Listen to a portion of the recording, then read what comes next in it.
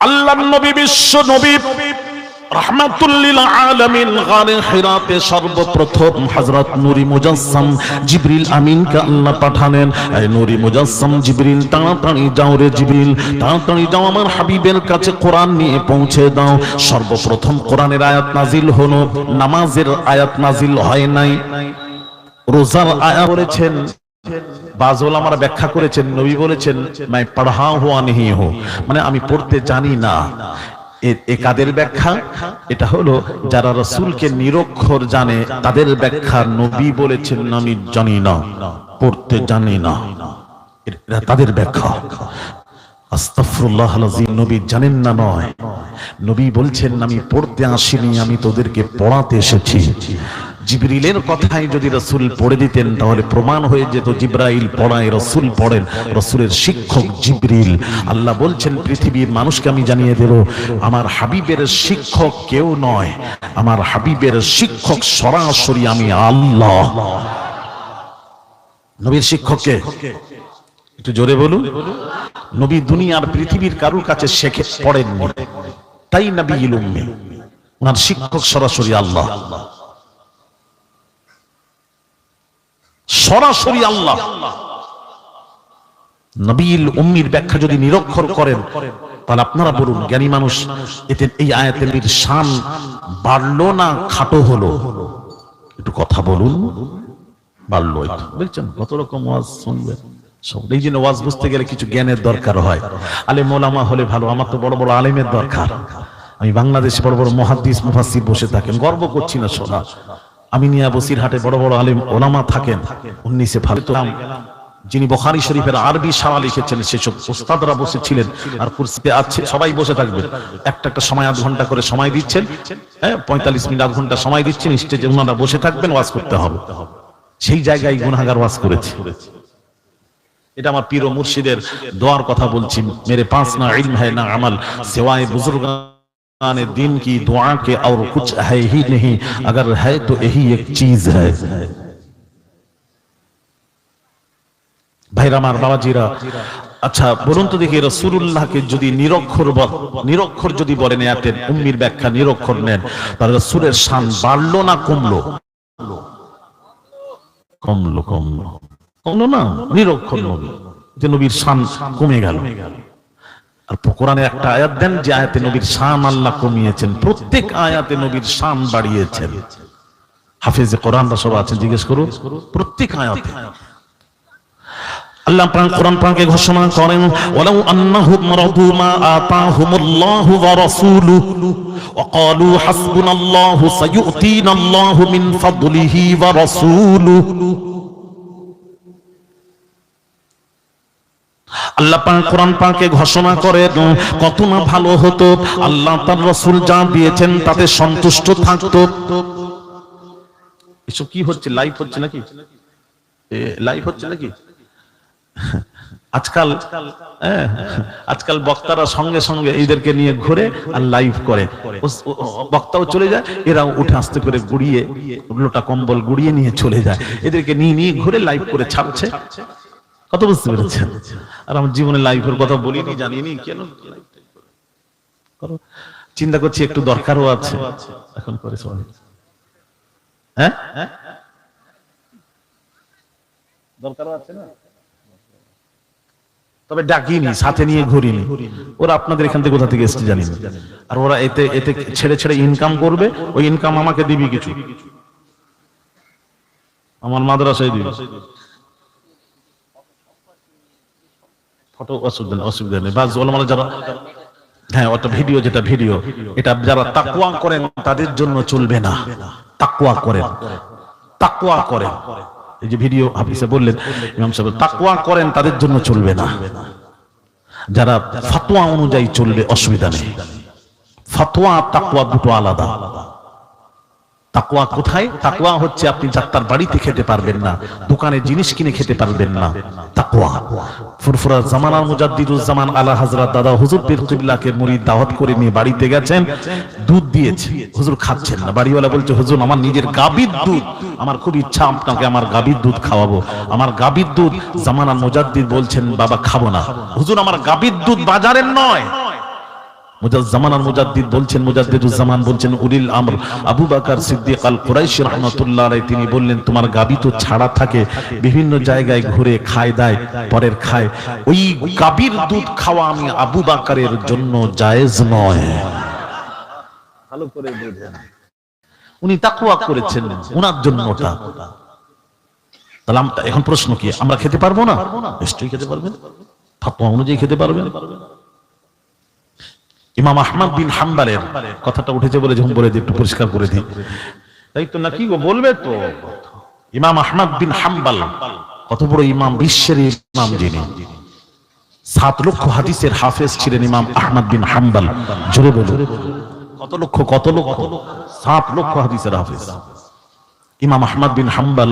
ওই রুটি খেতেন তো, বাবরচিখানায় রুটি শেষ হয়ে গেছে, আটা শেষ হয়ে গেছে, তো বাবরচি কি করলো জানেন? ওনার ছেলের বাড়ি থেকে আটা নিয়ে সে রুটি তৈরি করে দিয়েছেন, ইমাম আহমদ বিন হাম্বলকে খেতে দিয়েছেন। ইমাম আহমদ বিন হাম্বল জিজ্ঞেস করলেন, বাবরচি আটা তো বাবরচিখানায় শেষ হয়ে গেছিল, তুমি আটা পেলে কোথায়, কোথা থেকে সংগ্রহ করলে? না হুজুর, আপনার ছেলের বাড়ি থেকে আটা নিয়ে এসে রুটি তৈরি করে আপনাকে দিয়েছি খেতে। ইমাম আহমদ বিন হাম্বল হুজুর বলছেন, এ রুটি আমি খাবো না, সমুদ্রে ফেলে দেবে যাও। আশ্চর্য ব্যাপার, হুজুর খাবেন না কেন? আপনার ছেলের বাড়ি থেকে নিয়ে এসেছে, অন্য জায়গা থেকে নয়। ইমাম আহমদ বিন হাম্বল উত্তর দিচ্ছেন, আমার ছেলে বাগদাদের কাজী ছিল, বিচারক ছিল, সেই সময় আমার ছেলে আটা সংগ্রহ করে রেখেছিল, স্টক রেখেছিল, ওই স্টক রাখা আটার রুটি খাওয়া ইমাম আহমদ বিন হাম্বলের জন্য জায়েজ নয়, ওটা আমার ছেলের জন্য জায়েজ। বোঝেন, এর নাম হলো তাকওয়া। যারা পুরোপুরি তাকওয়া করে হয় সেটা চলবে না।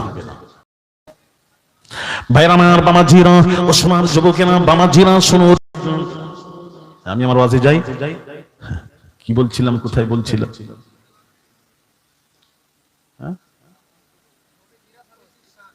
নবীজি শান। ভাইরা আমার, বামাজিরা, আল্লাহ পাক কোরআন পাকে ঘোষণা করেন, ওয়ালাউ আন্নাহুম মারাদু মা আতাহুমুল্লাহু ওয়া রাসূলুহু, কত না ভালো হতো আল্লাহ তার রাসূল যা দিয়েছেন তাতে তারা সন্তুষ্ট থাকতো। ওয়াকালু হাসবুনাল্লাহ, আর বলতো আল্লাহ আমাদের জন্য যথেষ্ট। সাইয়ুতিনাল্লাহু মিন ফাদলিহি ওয়া রাসূলুহু, আল্লাহ দেন, রাসূলও দেন, মিন ফাদলিহি, তার ভান্ডার থেকে।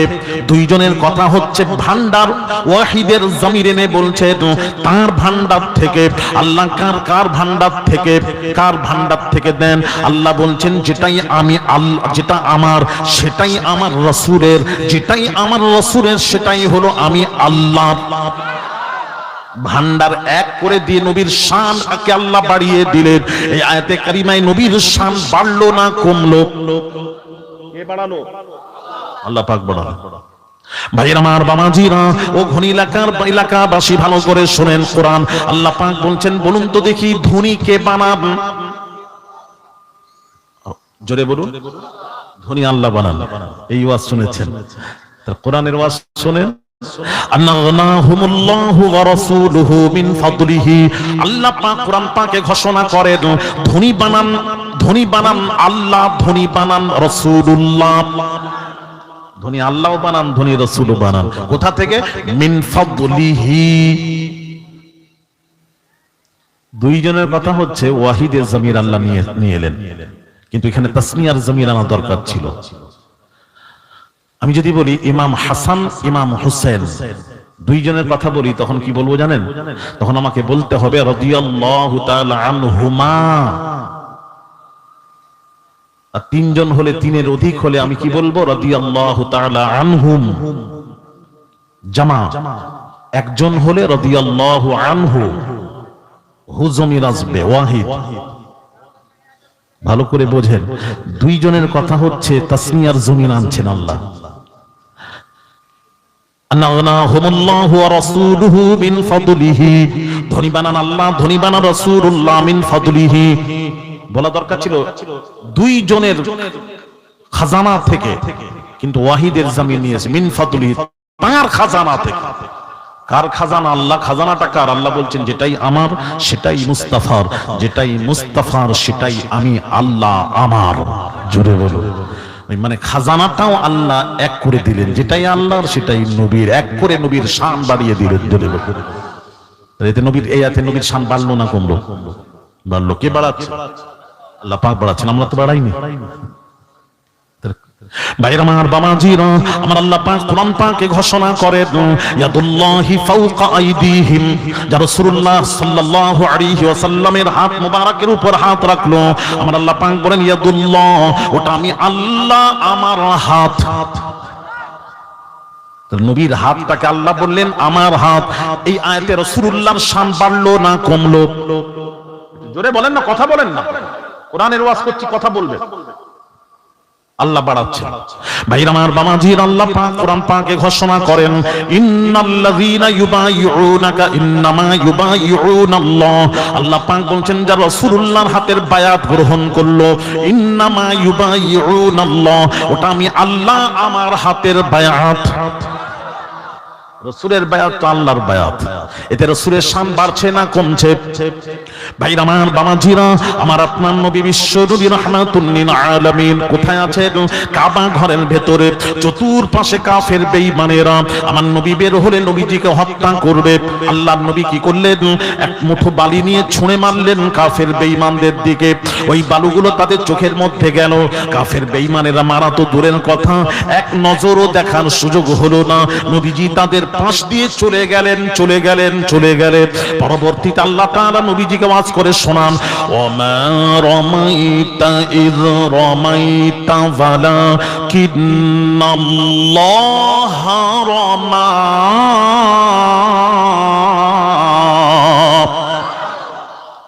আল্লাহ পাক বলছেন মা রামাইতা, নফি করে দিলেন। হাবিব, বালুগুলো আপনি ছুঁড়েননি। হালাকে নবী ছুঁড়েছেন। আল্লাহ বলছেন মা রামাইতা, নাফি। ভালো করে বোঝেন, ওয়াজ ভালো লাগবে। বালুগুলো আপনি ছুঁড়েননি। দ্বিতীয় আয়াত আল্লাহ বলছেন ইয রামাইতা, যে বালুগুলো আপনি ছুঁড়েছিলেন। এটা ইসবাত, নাফি ইসবাত। আমরা তরিকাপন্থী ভালো বুঝবেন, যারা তরিকার লাইনে নয় সে নফি ইসবাত বুঝবে কি? আমাদের তরিকাপন্থী বাবা জাকিরিন যারা আছেন, নাফিস বাতের একটা জিকির আছে, সেটা হলো লা ইলাহা ইল্লাল্লাহ। লা ইলাহা, এটা নাফি, কেউ নেই।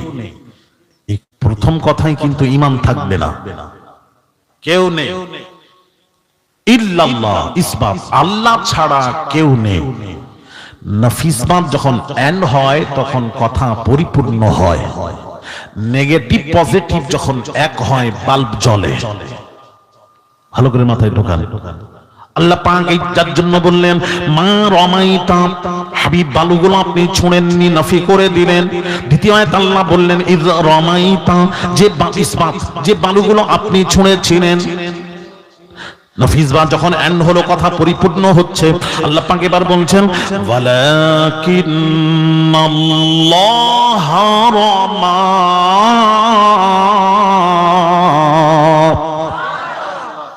ওই বালুগুলো আমি আল্লাহ ছুঁড়েছিলাম।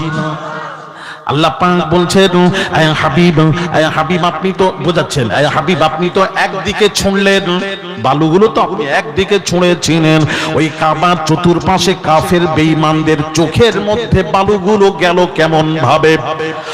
আল্লাহ বলেন হাবিব, ছোঁড়ার দায়িত্ব ছিল আপনার, আর বালুগুলো ধরে নিয়ে ওই চতুর্পাশে কাফের বেঈমানদের চোখের মধ্যে ঢুকিয়ে দেওয়ার দায়িত্ব ছিল আমি। আপনারা সব আর একটু সরে যান, এখানে কবর আছে, কবরের উপরে বসতে নেই। এই সামনে কবর আছে বাবা, খবরদার, কবরের উপরে বসা নিচে। আশ্চর্য ব্যাপার, লোকগুলো কি আপনাদের টপকে আসবে? আপনি বলেন না গেট পর্যন্ত ঘেরে দিলেন, আর এই পাশে খালি আছে কি, তাই না? একটু সামনে আসেন, একটু আসে, বড় লোকজন আসবে, আপনার ভাইকে বসার সুযোগ করে দিন। আর আপনারা সামনে আসেন। নিয়ম কি? সামনে থেকে শুরু হবে। সামনের কাতার নামাজে আপনারা জানেন না, আগের কাতার না পুরো করলে পিছনের কাতার পুরো করা যাবে। সামনের কাতার পুরো করুন। আসেন, সামনে আসে। এই ছেলে, আমি জানি তরিকা পন্থীদের বললে শোনে, এরা আদবওয়ালা, অন্যদের বললে শুনে না। আল্লাহু আকবার। এটা আমাদের দেখেন সঙ্গে সঙ্গেই কোন তরিকারা জিদ নেই, দেখেন বসবো এখানে, এই তরিকা পন্থীদের মধ্যে এই জিনিসটা নেই, অন্যদের অন্য গ্রুপে আছে, আমাদের মধ্যে এটা নেই, আমাদের পীর শেখায় না। চলে আসে, মাশাআল্লাহ মাশাআল্লাহ, একটু জিকির করেন লা ইলাহা। মুখটা ছেড়ে দেন, ওই মুখটা ছেড়ে দেন, পাশে চলে আসে। এ বাবা পেছন দিয়ে ওই মুখটা ছেড়ে চলে আসে। আল্লাহ ইলাহা, একটু জোরে, লা ইলাহা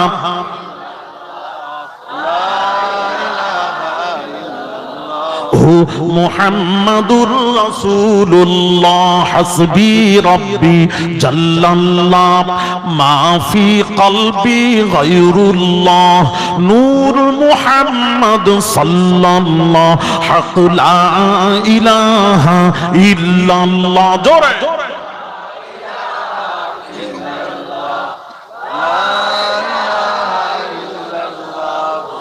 মুহাম্মাদুর রাসূলুল্লাহ সাল্লাল্লাহু আলাইহি ওয়াসাল্লাম। দরুদ শরীফ আল্লাহুম্মা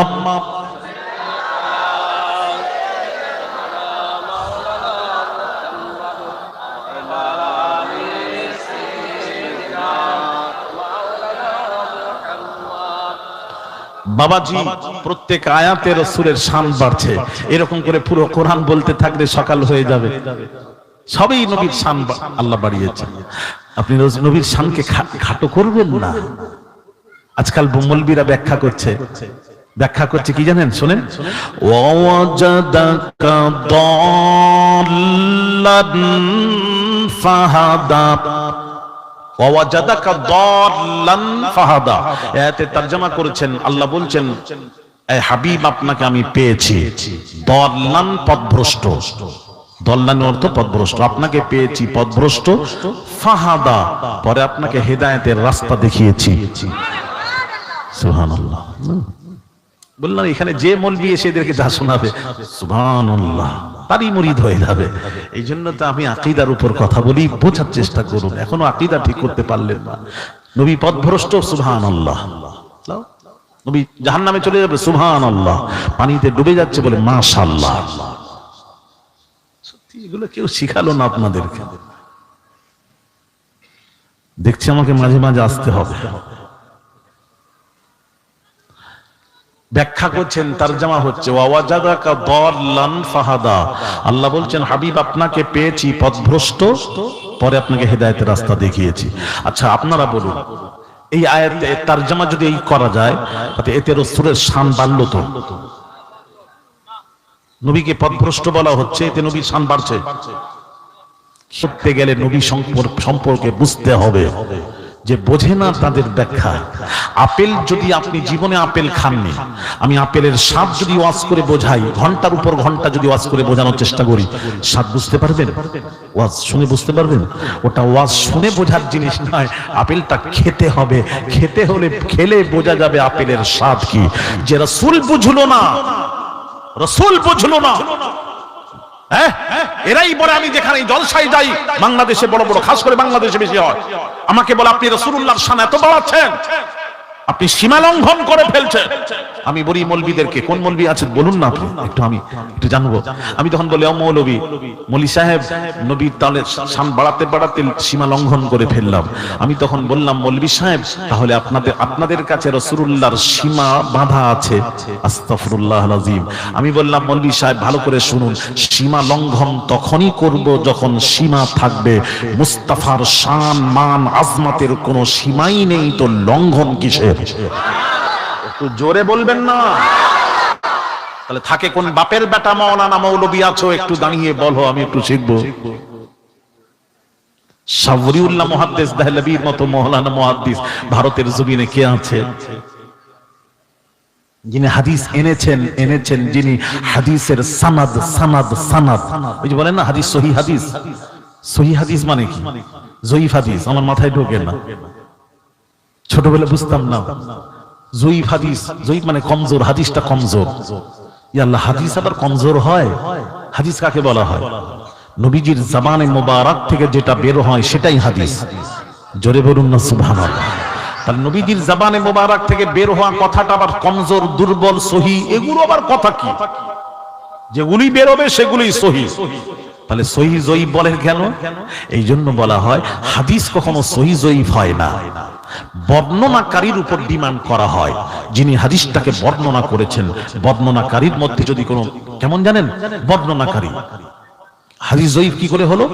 দেখেন এদিকে তাকান, একটা ঘোড়া ছেড়ে গেছে, দেখেন ঘোড়ার মালিক ঘোড়াটাকে ধরবে, দেখেন এরকম করে আয় আয়, ঘোড়াটাকে দেখাচ্ছে আয়, খাবার আছে আয়, ডাকছে। এবার ঘোড়াটা খিদে লেগেছে, সে যেই এসেছে দেখেন লাগাম ধরে নিয়েছে, কিচ্ছু নেই।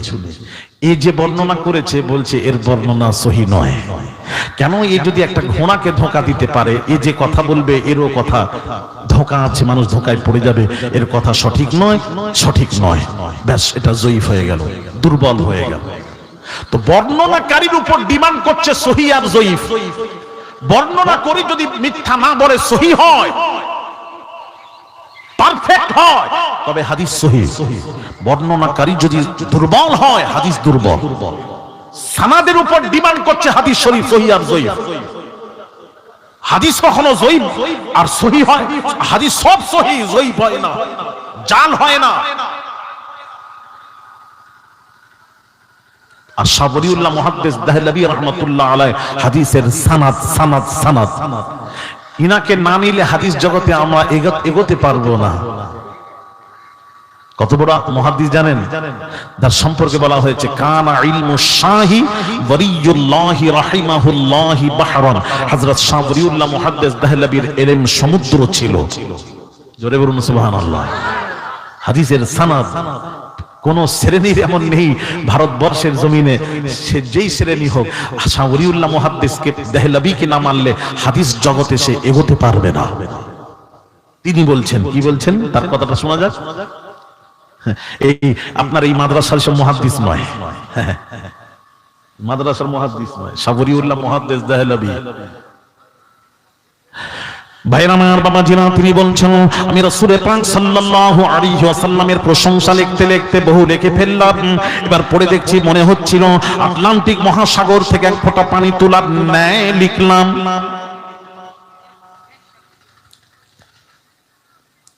সাবরিউল্লাহ মুহাদ্দিস দেহলভী রাহমাতুল্লাহ আলাইহি হুজুর বলেন, পৃথিবীতে কি বললেন, পৃথিবীতে যত গাছ আছে গাছগুলি কেটে কেটে কলম বানানো যায়, পৃথিবীতে যত পানি আছে পানিগুলি যদি কালি বানানো যায়, তা দিয়ে আল্লাহ তার রাসূলের প্রশংসা লেখা যায়।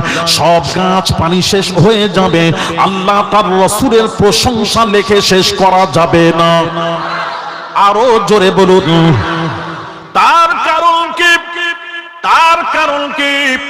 কাজী আয়াজ শাফা শরীফের মধ্যে কি সুন্দর করে লিখছেন, ফি সানাইল্লাহি তাআলা আলাইহি ওয়া ইজহারিহি আযীম কদরিহি লাদাই। সাবরিউল্লাহ মুহাশা কাজী আয়াজ শাফা শরীফের মধ্যে লিখছেন, ভাইরা আমার, বাবাজিরা, পৃথিবীতে সব আল্লাহর প্রশংসা করে, আলেম ওলামা মুহাদ্দিস মুফাসসির আল্লাহর প্রশংসা করে, পীর ওলি গাউস কুতুব আবদাল আল্লাহর প্রশংসা করে। ভাইরা আমার, বাবাজিরা, নবিয়্যিন সিদ্দিকিন শুহাদা সালিহিন সব আল্লাহর প্রশংসা করে, সব আল্লাহর প্রশংসা করে। আর সব আল্লাহর নবী রাসূলগণ সব আল্লাহর প্রশংসা করে, আর আল্লাহ স্বয়ং রাসূলুল্লাহর প্রশংসা আল্লাহ করে। একটু জোরে বলুন। সব আল্লাহর জিকির, সব আল্লাহর জিকির করে বাবা, সবাই আল্লাহর জিকির করে, আল্লাহ রাসূলুল্লাহর জিকির আল্লাহ করে। ওয়ারাফা'না লাকা যিকরাক, আয় হাবিব আপনার জিকির আমি আল্লাহ উঁচু করে দিলাম। এখন যদি কেউ এসে বলে কলকাতায় হুজুর একটা উঁচু বিল্ডিং হয়েছে, তখন প্রশ্ন আসবে কত উঁচু? কত উঁচু? কফিট? কত উঁচু? কতালা? তখন বলতে হবে 50, 60 তালা, 80 তালা, 90 তালা, যা হোক বললেন তো কত, একটা তো নির্দিষ্ট আছে এত। আল্লাহ বলছেন আমি আমার হাবিবের জিকির উঁচু করলাম। এবার প্রশ্ন আসবে উঁচু কতটা করলেন? এটা তো সীমা আছে তো, কতটা করলেন? তাহলে উঁচু করনেওয়ালা খোদা, যার উঁচু করা হচ্ছে জিকির, তিনি হলেন মুস্তাফা। দুজন আছে, ওখানে তিনজন নেই। ওখানে কজন আছে? দুজন আছে, করনেওয়ালা আর যার করা হচ্ছে দুইজন, তৃতীয় ব্যক্তি কেউ নেই। তাহলে যিনি উঁচু করেছেন তাকেই প্রশ্ন করা হোক, আল্লাহ তুমি রাসূলের জিকির কতটা উঁচু করলে? উঁচুর একটা সীমা থাকবে, কতটা করলে? আল্লাহ বলছেন বান্দারে যতটা পারি ততটা করেছি। এবার আল্লাহ কতটা পারেন? আসমান থেকে জমিন এর বেশি পারেন? কথা বলেন। আল্লাহ কতটা? আল্লাহ যতটা। তাহলে বোঝা গেল নবীর শান মানের কোনো সীমা নেই। পাগল কথা, কি উল্টো পাল্টা কথাবার্তা বলে, জানে না যারা তারাই বলে, জানলে বলে না, নবী তো জানে না। শাবরিউল্লাহ মুহাদ্দিস দেহলভী রাহমাতুল্লাহ আলাইহি শেষ ফিনিশিং দিচ্ছেন, লা ইউমকিনু সানাউ কামা কানা হাক্কাহু বা'দা খুদা বুজুর্গ তুই কিসসা মুখতাসার। অত কথা জানি না, আল্লাহর পরে যদি কারোর মর্যাদা থাকে, বিশ্ব নবী রাহমাতুল লিল আলামিনের মর্যাদা।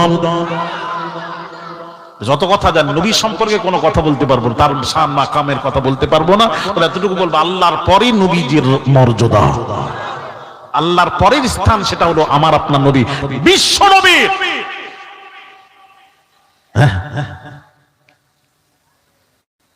আর সেই নবী সম্পর্কে কি বলছেন আপনি? নবী সম্পর্কে বুঝে কথা বলুন। ভাইরা আমার, বাবাজির আপনাদেরকে বোঝাই, এই আয়াতের ব্যাখ্যা করি। ওয়াজাদাকা দাল্লান ফাহাদা, আলেম সমাজ ব্যাখ্যা করছেন, তারজমা করছেন।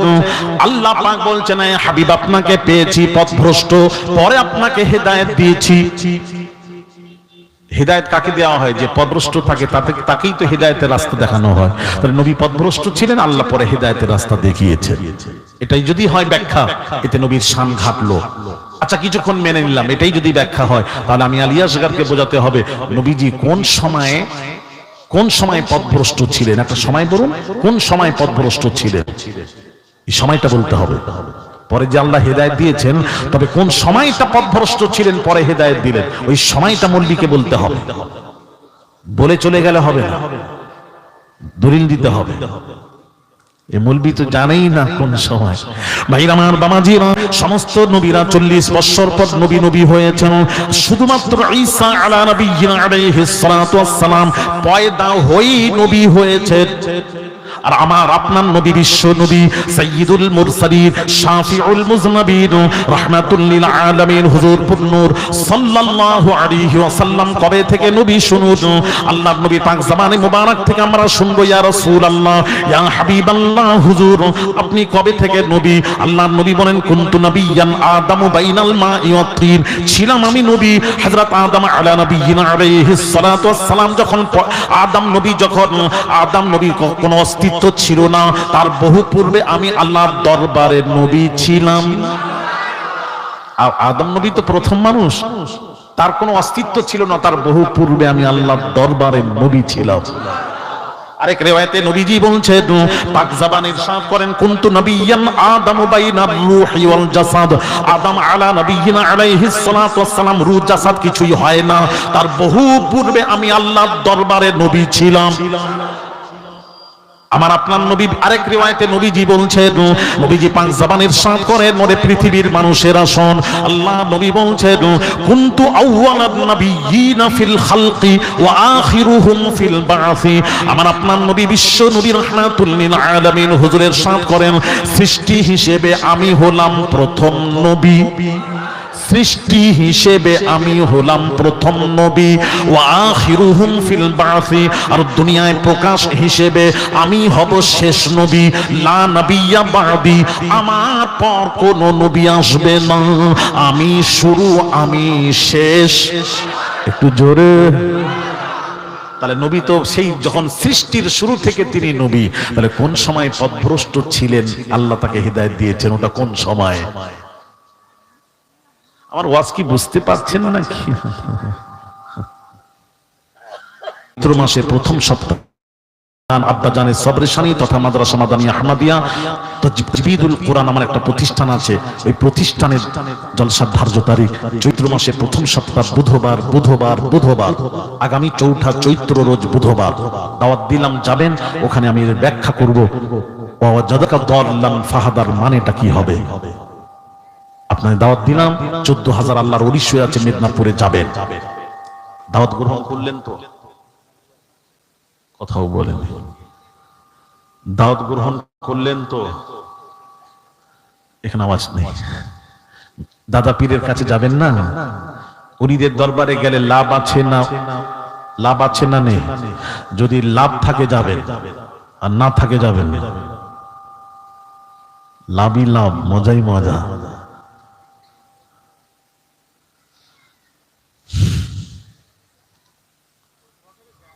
যান। ও আচ্ছা আচ্ছা আচ্ছা, আবার দাওয়াত দিচ্ছি, যাবেন। আর তবে গিয়ে মনে করে দেবেন ওখানে যে হুজুর আপনি বলেছিলেন, আমার মনে না থাকতে পারে, মনে করে দেবেন, আমি ওখানে ব্যাখ্যা করব। আজকে রাখলাম। কি বলছেন বলুন, আপনারা বলুন, আপনারা বলবেন, শুনবো, আমি ব্যাখ্যাটা করব। হ্যাঁ, তোমরা যদি সবাই বলো করতে হবে, চুপ করে আছো, তাহলে তোমার যাবে। সবাই এখানে শুনবেন তো? মেদিনীপুর যাবেন না বলছেন তো? হ্যাঁ হ্যাঁ, এইটা বলেন, যাবো যে হুজুর, তাহলে এখানে একটু বলেন, এইটা হলো কথা। আর যদি বলেন না, তাহলে আমি বলবো না, আমিও বেঁকে বসবো। আপনারা যদি বাঁকেন, আমাকেও বাঁকতে হবে। মুক্তাদিকে দেখেই ইমাম সাহেব নামাজ পড়াবে, মুক্তাদিকে দেখে। মুক্তাদি দুর্বল কমজোর থাকে, ওখানে বলা হচ্ছে ইমাম সাহেব লম্বা কিরাত পড়বেন না, ছোট্ট করে পড়ুন। তার মুক্তাদির রিওয়ায়াত, মুক্তাদির দিকে লক্ষ্য রেখে নামাজ পড়াতে হবে। এক একটা ইমাম দাস পড়াতেই আছে, নামাজ পড়াতেই আছে, প্রচন্ড রৌদ্রে, জুম্মার দিন, সব বাইরে কড়কড় করছে রৌদ্রে, কে বুড়ো দাঁড়াতে পারছে না, মুরব্বী বয়স্ক, আর ইমাম সাহেব পাখার নিচে এসি চলছে। আলহামদুলিল্লাহ রাব্বিল আলামিন আর রহমানির রহিম। হিমন করতে করতে এখানে এদের অবস্থা খারাপ। দেখেন এরকম যাচ্ছে, দেখেন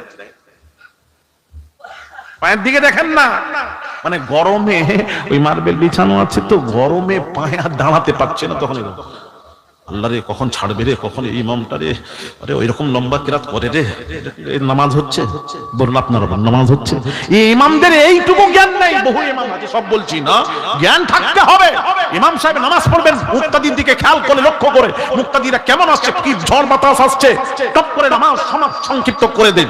লম্বা কিরাত করে মুক্তাদির কষ্ট দেওয়া যাবে না, মুক্তাদিরকে লক্ষ্য করে নামাজ পড়াতে হবে। ঠিক কি না? কথা বলে না কেন? নালে কারুর নামাজ হবে।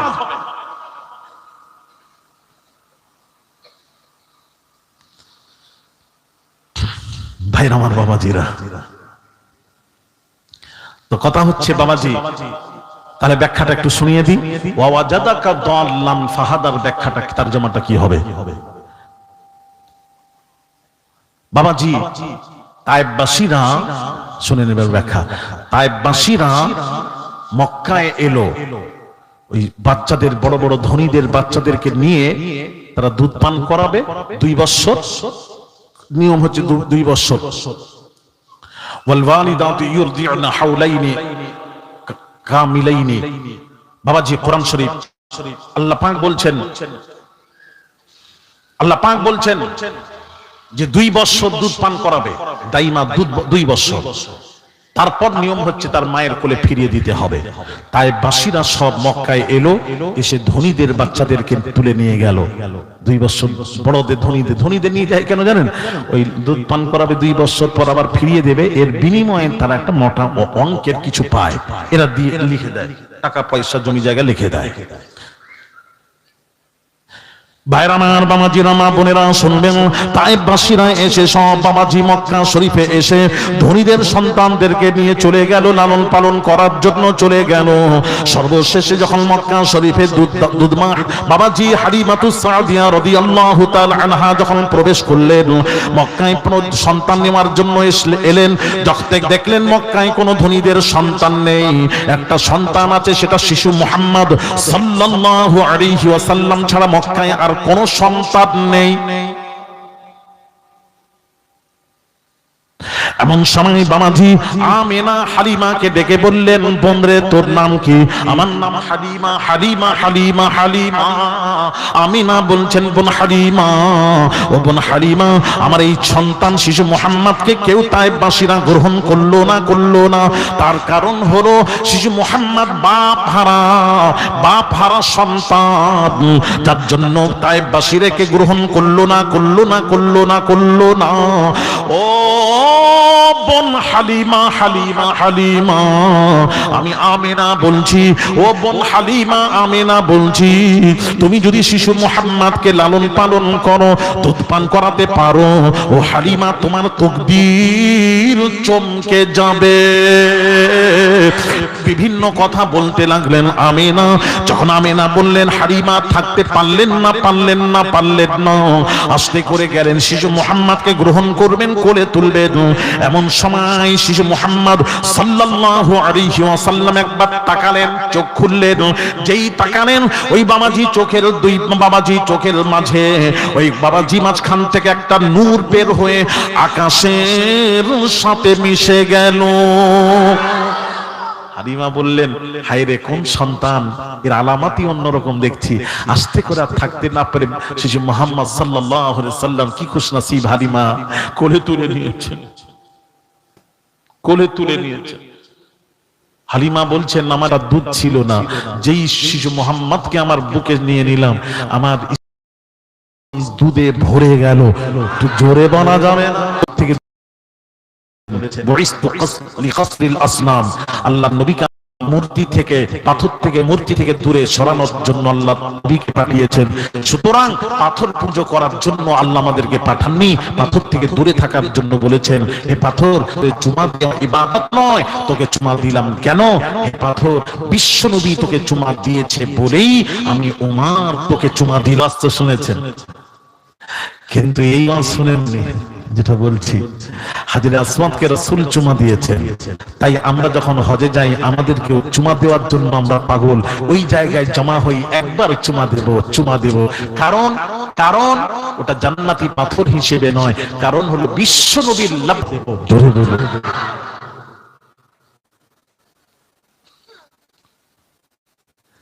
ভাইরা আমার, বাবাজিরা, মা বোনেরা শুনবেন, হযরত হালিমাতু সাদিয়া রাদিয়াল্লাহু তাআলা আনহা তিনি বলেন, আমি শিশু মুহাম্মদ সাল্লাল্লাহু আলাইহি ওয়াসাল্লামকে নিয়ে যখন কাবার কাছে গেলাম, হাজরে আসওয়াদ কাবা থেকে বের হয়ে শিশু মুহাম্মদকে চিনেছিল, হাজরে আসওয়াদ রাসূলুল্লাহকে চিনেছিল, হাজরে আসওয়াদ রাসূলুল্লাহকে চিনেছিল। হাজরে আজকে বিশ্বনবী চলে এসেছেন, হাজরে আসওয়াদ কাবা থেকে বের হয়ে রাসূলুল্লাহকে শিশু মুহাম্মদকে চুমা দিয়ে নিজের জায়গায় চলে গেল। জুরি তাহলে বোঝা গেল পাথর রাসূলুল্লাহকে চিনেছে, জঙ্গলে হিংস্র প্রাণীরা রাসূলুল্লাহকে চিনত। দুঃখের বিষয়, আমরা রাসূলুল্লাহকে চিনি না। এমন না চিনেছি বলছি রাসূলুল্লাহ পথভ্রষ্ট ছিলেন। জাহান্নামীদের ব্যাখ্যা, এই ব্যাখ্যা যদি মেনে নেন, তারাও যাবে জাহান্নামে, তোমাদেরকেও জাহান্নামে নিয়ে যাবে। যাত্রার ব্যাখ্যা মানবেন না, বুঝবেন জ্ঞান দিয়ে। আল্লাহ বিবেক দিয়েছেন। ঔষধ দোকানে গিয়ে কখনো বলেছেন, আপনি জানেন ওষুধ দোকানে চানাচুর পাওয়া যায় না, ওষুধ দোকানে ঔষধ পাওয়া যায়। এই জ্ঞান তো বিবেক আল্লাহ দিয়েছেন, বিবেকটা কাজে লাগান। রাসূলের শান যারা খাটো করবে, যেই বক্তা হোক, সে লক্ষ লক্ষ মানুষ হোক না কেন, এই লক্ষ দেখবেন না, তার বক্তব্য শুনেন। বক্তব্য যদি রাসূলের শান বাড়াতে থাকে, মনে করবেন এটাই হলো আহলে সুন্নাহ ওয়াল জামাতের উলামা। ঠিক কিনা?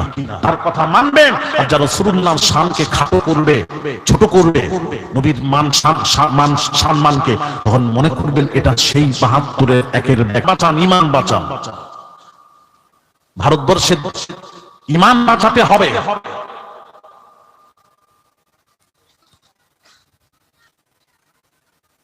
ঈমান বাঁচাতে হবে।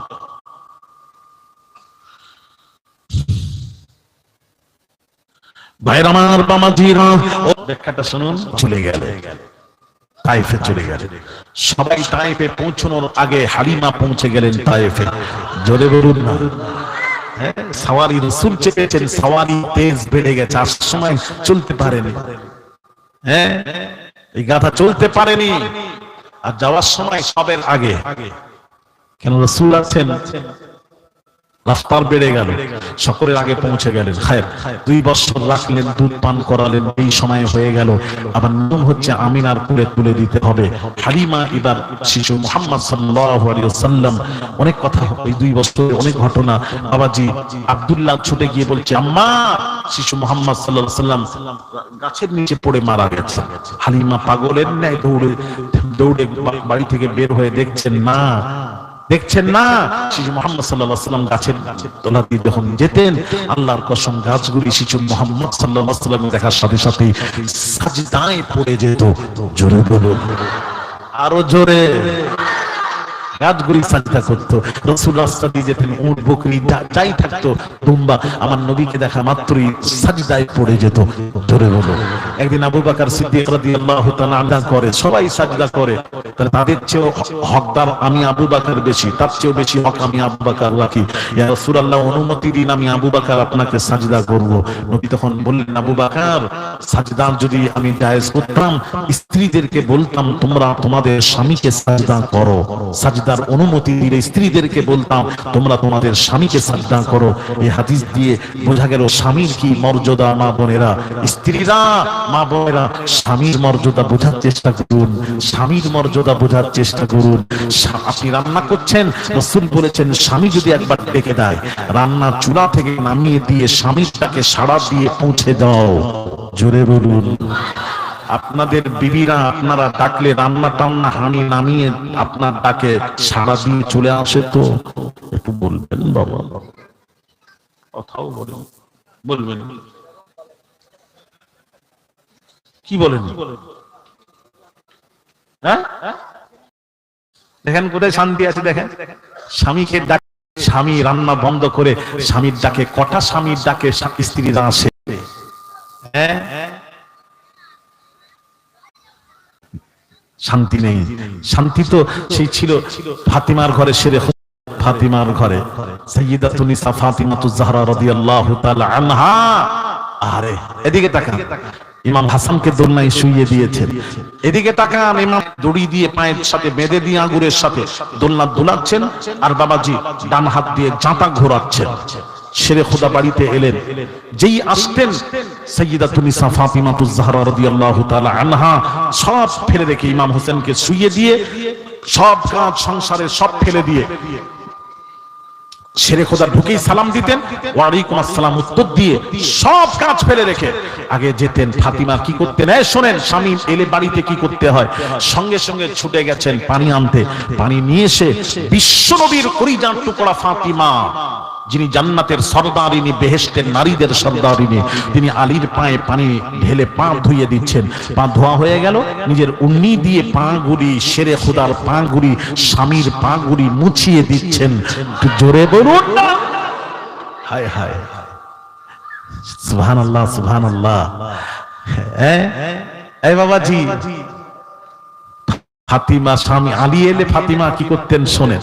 আচ্ছা, আপনারা সত্যি কথা বুকে হাত দিয়ে বলবেন, আপনারা যখন বর্ষাকালে পায়ে কাদা টাদা লাগে, যখন বাড়িতে ঢোকেন, আপনার বিবিরা আপনাদের পা ধুইয়ে দেয়, নিজের উন্নি দিয়ে পা গুলি মুছিয়ে দেয়, এগুলি করে তো? একটা ঘরে করে হাত তুলবেন, করেনি না? আরো কি বলে, পানি বাইরে আছে, পা ধুয়ে ঘরে ঢোকো। কথা বলে না কেন? কথা বলে না। যারা বিয়ে করেনি তারাও হাসছে। পা ধুয়ে ঢোকো, বোঝা গেল শান্তি। এইরকম ঘরটা বানান না, এরকম ঘর বানান, দেখবেন মজাই মজা। ঘরে যদি বাইরে থেকে ঘরে যদি এসে শান্তি না পাই, তখন মনে হয়, দেখেন কথা ঠিক কি না? একদম ভাই, জীবন আর রাখবো না। সত্যি ভালো লাগে ঘরের শান্তিটা, আসল শান্তি। হ্যাঁ বাবাজিরা, তাই বলছিলাম একটু করেন না মা বোনেরা। আর আপনারাও মা বোনেদের দিকে লক্ষ্য রাখবেন, আপনারাও তো ঠিক নয়। সব নারীদের দোষ নেই, দোষ আপনাদেরও আছে। আপনারা এখান থেকে যখন বাড়ি যাবেন, বাড়িতে ঢুকে আগে বলুন তো দেখি, বিবিকে আগে সালাম দেবেন তো? কজন দেয় বল? বাইরে থেকে যখন আসে বিবিকে ঢুকে সালাম দেন তো? কেন দেননি? আল্লাহর নবী আয়েশাকে আগে বেড়ে সালাম দিতেন। আয়েশা আম্মা জান আয়েশা সিদ্দিকা রাদিয়াল্লাহু তাআলা আনহা বলছেন, অনেক চেষ্টা করেছি আমি আগে সালাম দিব, রাসূলুল্লাহ সে সুযোগ দিতেন না। জোরে বলুন। ফাতিমা বলছেন আমি আলীকে আগে বেড়ে সালাম দিব, সেই সুযোগ আলী আমাকে দিতেন না। জোরে বলুন। এগুলি কোথায়? কেন আপনারা দেননি? তারপর নবীজি আয়েশা বলছেন রাসূল আমাকে ছেড়ে কখনো খানা খেতেন না, একই দস্তরখান বিছিয়ে একসাথে আমরা খানা খেতাম, নবীজি আমাকে ছেড়ে খানা খেতেন না। যে রাসূল পানি পিপাসা লেগেছে বা পানি পান করবেন, আয়েশা বলছেন যে পাত্রের আমি মুখ দিয়ে পানি পান করেছি, বিশ্ব নবীকে দেখেছি ওই পাত্রটা আমার কাছ থেকে নিয়ে ওই জায়গায় মুখ দিয়ে বিশ্ব নবী পানি পান করছেন, হাড় চিবোচ্ছেন। বিশ্বনবী আয়েশার কাছ থেকে হাতটা নিয়ে যে জায়গায় আয়েশা চিবোচ্ছিলেন, বিশ্বনবী ওই জায়গায় চিবোতে লাগলেন। আপনারা সত্যি করে বলেন, ঘরে এক দস্তরখান বিবিকে নিয়ে এক দস্তরখানে খানা খান তো আপনার গিলাস বিবির গিলাস একটাই থাকে তো?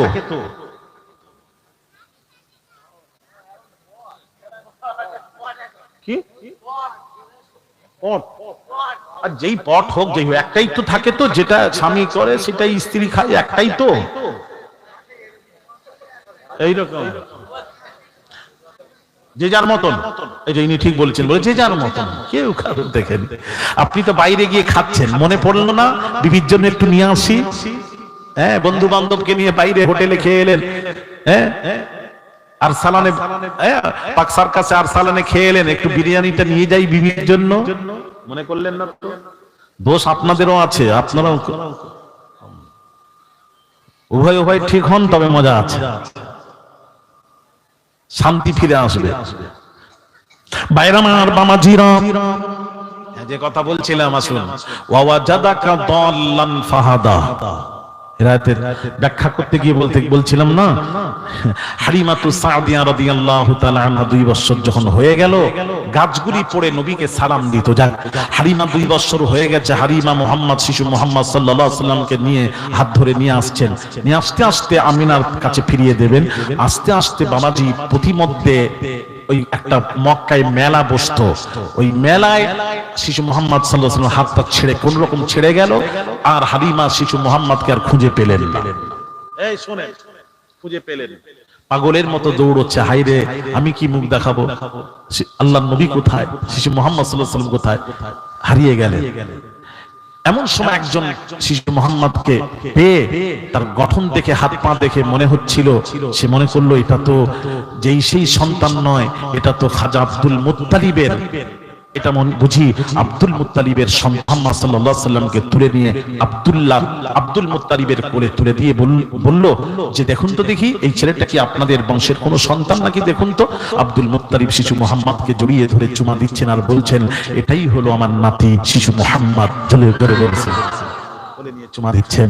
এটাই আল্লাহ পাক বলছেন এখানে, দলানের অর্থ হলো হারিয়ে যাওয়া, দলানের অর্থ পথভ্রষ্ট করা যাবে না, দলানের অর্থ হারিয়ে যাওয়া। আল্লাহ পাক বলছেন ওয়াজাদাকা দাল্লান, এই হাবিব আপনি হারিয়ে গেছিলেন, ওই হালিমা আনছিলেন আপনাকে ছোটবেলায়, আপনি মক্কার এক মেলাতে আপনি হারিয়ে গেছিলেন। দলানের অর্থ হারিয়ে যাওয়া। তার জন্য শুনুন, ব্যাখ্যা শুনুন।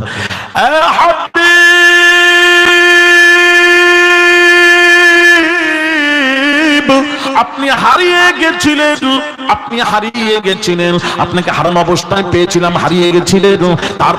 তারপর আমি আল্লাহ আপনাকে সঠিক জায়গায় আব্দুল মুত্তালিবের কাছে আমি আল্লাহ পৌঁছে দিয়েছি। জুরি জুরি বলুন, জোরে জোরে বলুন, ফাহাদা, আপনাকে পৌঁছে দিয়েছি। পথভ্রষ্ট ছিলেন, আপনাকে রাস্তা দেখিয়েছি। পথভ্রষ্ট যারা হয় তাকে হেদায়েতের রাস্তা দেখায়। নবীকে কি হেদায়েত হতো? শুরু থেকেই তো নবী, শুরু থেকেই নবী হেদায়েত প্রাপ্ত, তার আবার কি হেদায়েত প্রাপ্ত? আপনি হারিয়ে গেছিলেন, আপনাকে আব্দুল মুত্তালিবের কোলে আমি আল্লাহ পৌঁছে দিয়েছি। জোরে বলুন। এই ব্যাখ্যায় রাসূলুল্লাহর শান বাড়লো না কমলো? তুমি যে ওই ব্যাখ্যাটা পূর্বের ব্যাখ্যা, হাবিব আপনাকে পথভ্রষ্ট পেয়েছি, পরে আপনাকে হেদায়েতের রাস্তা দেখিয়েছি। এই আয়াতে নবীর শান কমলো, আর নবীর শানকে কমাতে গেলে কাফের বেয়াদবি হবে, আর রাসূলুল্লাহর শানে বেয়াদবি হলে কাফের হবেন, বেঈমান হবেন, ঈমান থাকবে না। তাহলে আশা করি বোঝাতে পারলাম। তো ব্যাখ্যার মধ্যে পার্থক্য। এই জন্য দল্লানের অর্থ কি জানেন? উট যখন হারিয়ে যেত কি বলা হতো জানেন? দল্লাল ইবিল, হারিয়ে গেছে, উট হারিয়ে গেছে। দল্লানের অর্থ হলো হারিয়ে যাওয়া। এখানে দল্লানের অর্থ যদি পথভ্রষ্ট নেন তাহলে রাসূলকে পথভ্রষ্ট বলতে হয়। রাসূলকে পথভ্রষ্ট বলতে গেলে আপনার ঈমান শেষ, কাফের বেঈমান হয়ে যাবেন, হয়ে মরবেন। আমি বলবো, আশা করি হাতে ধরে বলছি, যেই সেই ব্যাখ্যা শুনবেন না। এখানে দল্লানের অর্থ হবে হাবিব আপনি হারিয়ে গেছিলেন, পরে আপনাকে আব্দুল মুত্তালিবের কোলে আল্লাহ পৌঁছে দিয়েছেন। এটাই হলো ব্যাখ্যা। এই ব্যাখ্যায় নবীর শান মান বাড়লো। কোরআনের সব জায়গায় সর্বত্র নবীর শান বাড়িয়েছেন। তদ্রূপ নবীল উম্মি, উম্মির অর্থ নিরক্ষর নয়। উম্মির অর্থ হলো নিরক্ষর নয়। এখানে নিরক্ষর, কিন্তু নবীর সাথে যখন এন হয় ওই উম্মির অর্থ নিরক্ষর হয় না। নিরক্ষর যদি বলেন তাহলে কি হবে জানেন? আল্লাহ পাক কোরআন পাকে কি বলছেন শুনুন। নবীকে যদি নিরক্ষর বলেন, আল্লাহ বলেন বাবাজি হুয়াল্লাযী বাআসা ফিল উম্মিয়িনা রাসূলা। আল্লাহ পাক বলছেন আমি নিরক্ষরদের কাছে রাসূল পাঠালাম। আল্লাহ আমাদেরকে নিরক্ষর বললেন, আল্লাহ আমাদেরকে নিরক্ষর বললেন। আর রাসূলকে যদি আপনি বলেন নিরক্ষর, আপনি রাসূলুল্লাহকে যদি বলেন নিরক্ষর, তাহলে রাসূলুল্লাহকে খাটো করা হবে, রাসূলুল্লাহকে খাটো করা হবে। আমরা নিরক্ষর। আল্লাহ বলছেন হুয়াল্লাযী বাআসা ফিল উম্মিয়িনা রাসূলা। আমার আল্লাহ বলছেন নিরক্ষরদের কাছে আমি আল্লাহ রাসূল পাঠালাম। আর সেই রাসূলকে নিরক্ষর যদি ব্যাখ্যা করেন তাহলে ব্যাখ্যা কি হবে? নিরক্ষরদের কাছে নিরক্ষর রাসূল পাঠালেন, আঙ্গুল যাবে আল্লাহর কাছে, আল্লাহর দিকে আঙ্গুল চলে যাবে। যেমন আমি বোঝাচ্ছি, একটা বাবাজি একটা স্কুলে বা একটা মাদ্রাসায় একটা শিক্ষক নিয়োগ করেছেন, ম্যানেজিং কমিটি একটা শিক্ষক নিয়োগ করেছে, পড়াতে বসেছে। ছাত্র বলছে স্যার পড়ান। পড়ান এটা কি? বলে আমি। এটা কি স্যার? এটা কি হুজুর? এটা কি ওস্তাদ? এটা কি? বলে আমি নিজেই জানি তো তোদেরকে কি পড়াবো। আঙ্গুল কোন দিকে যাবে? ম্যানেজিং কমিটির দিকে যাবে। হাই, ম্যানেজিং কমিটি এমন একজন শিক্ষক নিয়োগ করলো, সে নিজেই নিরক্ষর, তাহলে ছাত্রদেরকে পড়াবে কি? তাহলে আঙ্গুল যাবে নবীকে নিরক্ষর বললে, আল্লাহ নিরক্ষরদের কাছে নিরক্ষর রাসূল পাঠালেন, আঙ্গুল যাবে আল্লাহর দিকে। বেয়াদবি করবেন না। এখানে নবীল উম্মির ব্যাখ্যাটা বুঝুন, ব্যাখ্যাটা বুঝুন। নবীল উম্মির ব্যাখ্যা বুঝতে হবে। আমি বোঝাচ্ছি, একটু দাঁড়ান।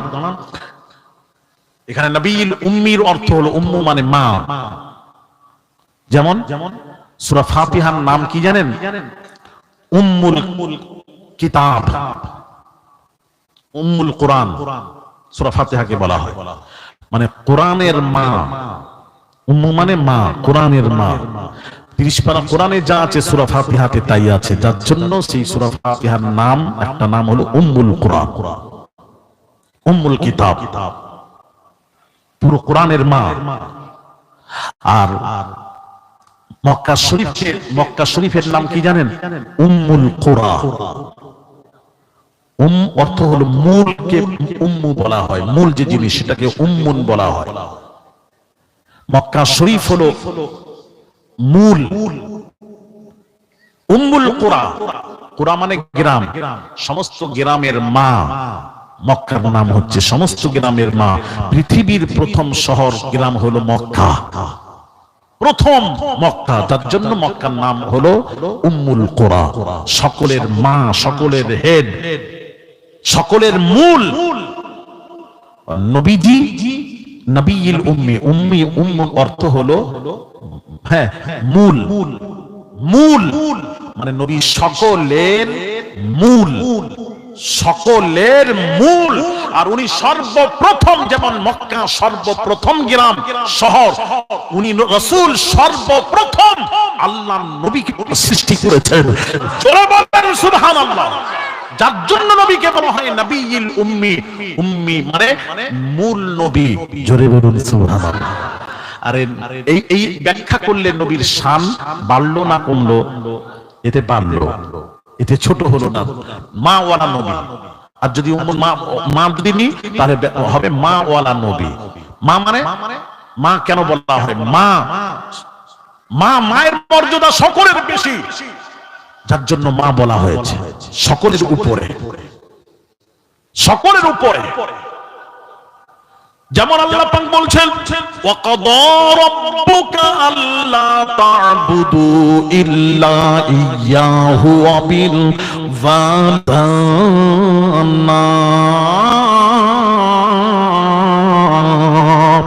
আমার আল্লাহ পাক বলছেন আমার ইবাদতের পর সর্বপ্রথম তোদের দায়িত্ব হলো তোরা পিতামাতার সাথে সৎ, মায়ের সাথে সৎ ব্যবহার কর। জোরে বলুন সুবহানাল্লাহ। পৃথিবীতে মা মূল, এই মায়ের সাথে ব্যবহার করো, সৎ ব্যবহার করো। বলা হয় ব্যাখ্যা নবীল উম্মি মা ওয়ালা নবী, এতে নবীর সম্মান বাড়লো।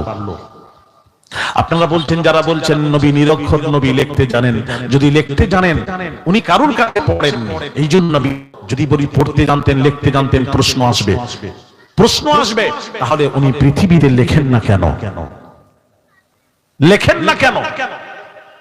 ভাইরা আমার, বাবাজিরা, এই জন্য আল্লাহ পাক কোরআন পাকে বলেন মা কুনতা তাতলু মিন ক্বাবলিহি মিন কিতাব।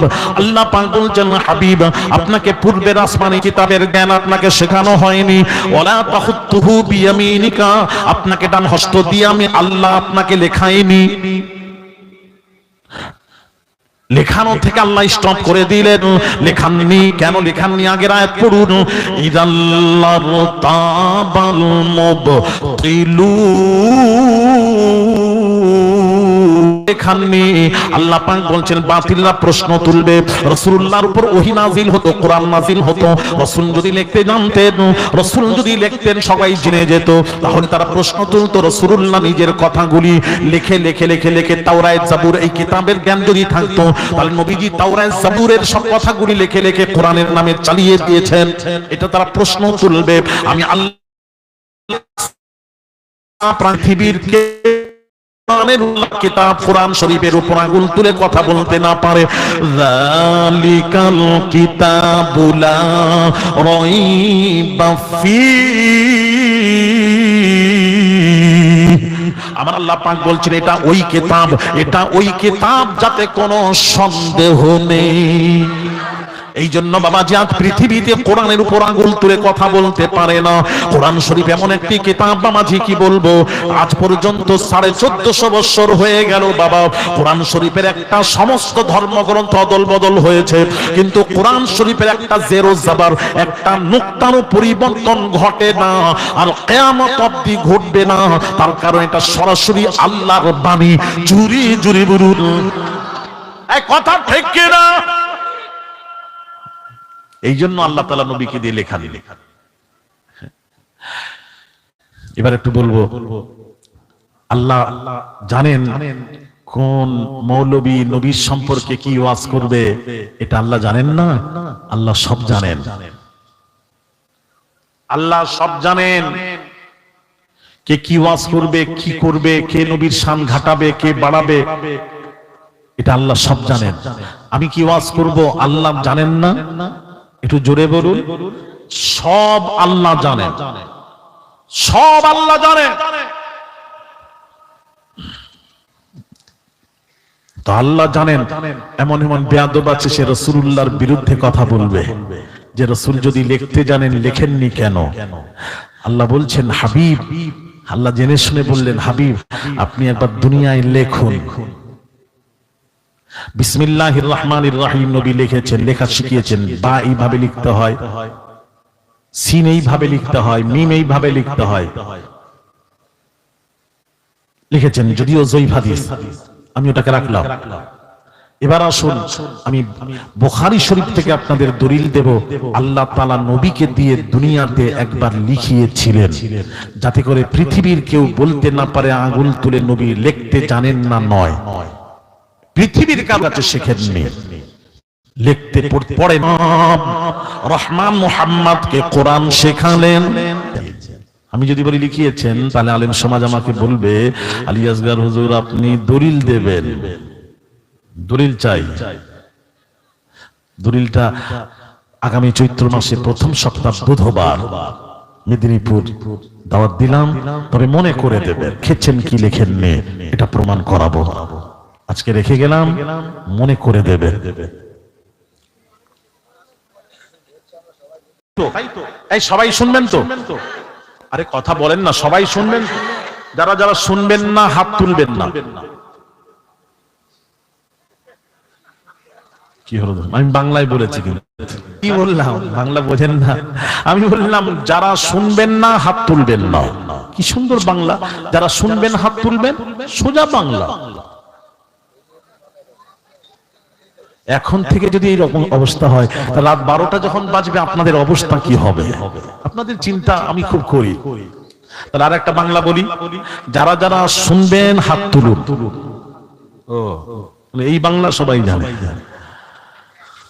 আচ্ছা আচ্ছা আচ্ছা আচ্ছা, একবার মুহাম্মাদে দরুদ শরীফ। আল্লাহুম্মা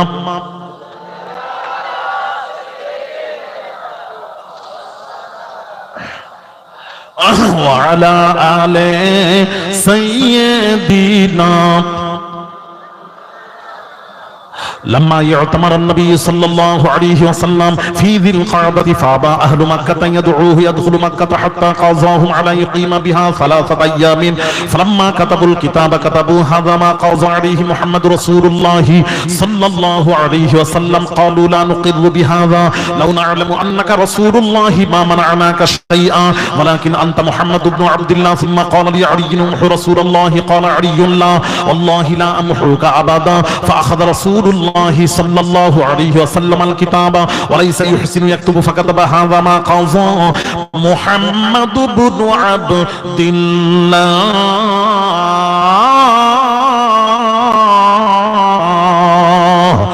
رواه البخاري. বুখারী জোরে বলুন, বুখারী শরীফের হাদিস। বুখারী থেকে পড়ছি। রাবি হচ্ছেন, বর্ণনাকারী হচ্ছেন বারা ইবনে আজিব রাদিয়াল্লাহু তাআলা আনহু বর্ণনাকারী। বারা ইবনে আজিব রাদিয়াল্লাহু তাআলা আনহু থেকে বর্ণিত আল্লাহর নবী বলেন, আল্লাহর নবী বাবাজি হাদিস শরীফ, বাবাজি আল্লাহর নবী জিলকাদ মাসে উমরা করতে গেলেন। মক্কার কাফেররা রাসূলুল্লাহকে মক্কায় ঢুকতে দেবে না। জি হলো 3 দিন পর মক্কা ছাড়তে হবে। আল্লাহর নবী রাজি হয়ে গেলেন। আমার নবীর কোন জিদ ছিল না, ছিল হলো ফালাম্মা কাতাবুল কিতাবা কাতাবু হাযা মা কাযা আলাইহি মুহাম্মাদুর রাসূলুল্লাহ। তখন বললেন তোমরা আমাকে কি মানো বলো। মুহাম্মদুল্লাহ মানি না, কেটে দিন। কাটুন। নবী যখন তখন কি বললেন জানেন? কি মানো তোমরা আমাকে? ওয়ালাকিন আনতা মুহাম্মাদকে রাসূলুল্লাহ মানি না, কাটুন। নবী যখন নিজের পরিচয় দিয়েছিলেন, নিজের পরিচয় দেননি, নবীর পরিচয় আল্লাহ দিয়েছেন। আল্লাহ বললেন হাবিব আপনাকে পাঠালাম, আপনার পরিচয় আমি দেব আর আমার পরিচয় আপনিই দেবেন। একটু জোরে বলুন, একটু জোরে বলুন।